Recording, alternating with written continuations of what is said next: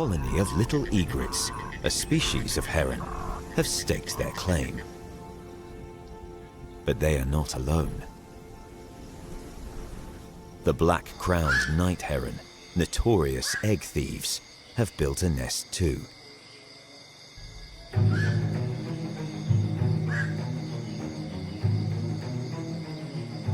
Tensions run high.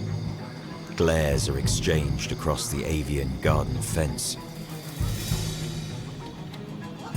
The two species keep a close watch on each other.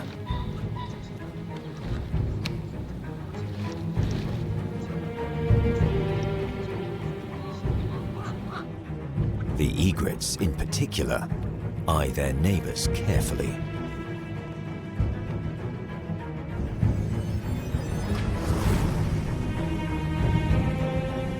The heron waits patiently for an opportunity to arise.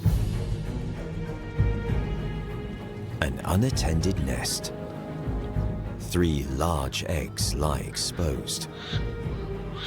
While the egret calls for its partner, it's a perfect time for the hungry heron to strike. The heron seems to be counting them and savors the prospect of an easy meal. But just as the heron prepares to steal one, the mother little egret returns.